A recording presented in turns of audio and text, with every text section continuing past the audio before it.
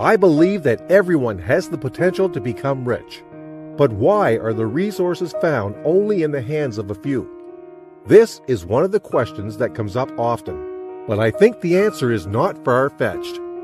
The rich people have learnt powerful skills and timeless principles that they practice every day, and this has allowed them to remain rich. These skills and principles which they have mastered is what separates them from everyday people. It is what makes them remain in riches. Circumstances may change, but principles remain the same. Here are a few of those principles. Principle 1. Rich people think abundance, but poor people think lack. The rich have a completely different mindset when it comes to how to make money. It begins from how they think. Scripture says, as a man thinks in his heart, so is he. One thing the rich have been able to master is their active thinking. They understand that their thoughts would breed actions, and their actions would breed results.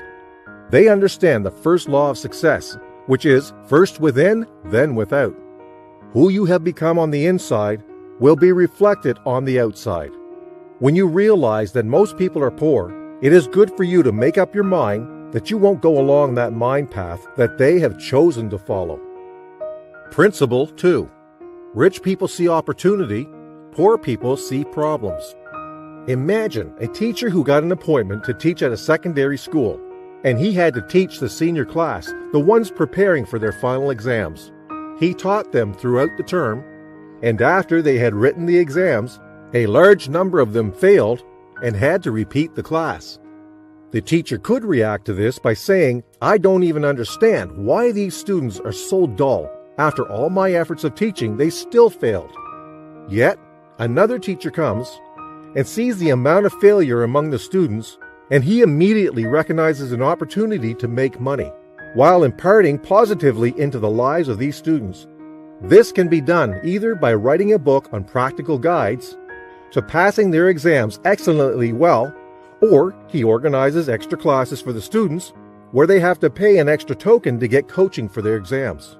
The difference between the two teachers is that one saw a problem and the other saw an opportunity. Principle 3.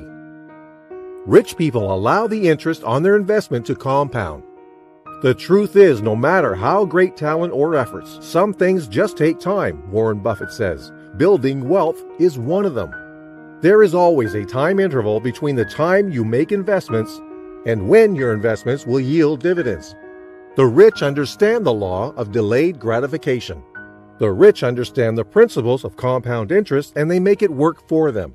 They simply take the interest that accrues from an initial capital invested and put it back into the business to generate more profit from the initial profit. Principle 4. Rich people mind their associations while the poor don't.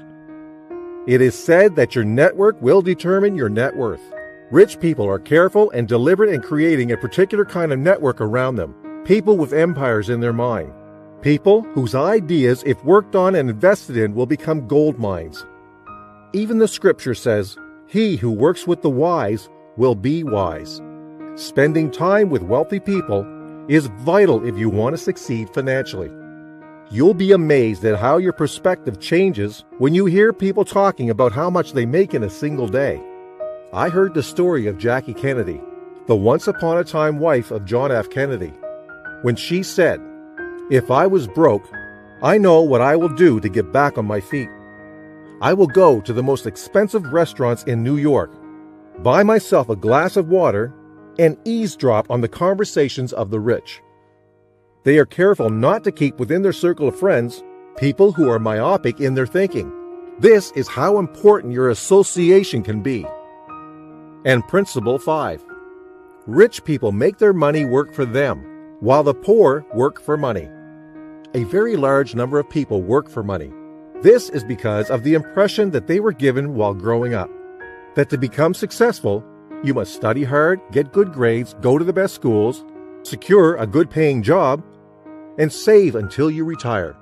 There is nothing wrong with all of this, as long as you are fulfilled. But Robert Kiyosaki says the problem with this approach is that you only make money as long as you work. He said the only thing of value that you have to exchange is your time. But when we exchange our time for money, our earning potential is limited because you can only make money while at your job. And so, to make more money, you have to work longer hours, which is physically taxing. He says that the rich dad told him, the poor and the middle class work for money, while the rich have money work for them.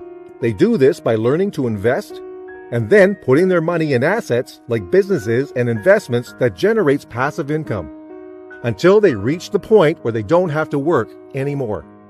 They simply spend their money on assets while the poor spends theirs on liabilities.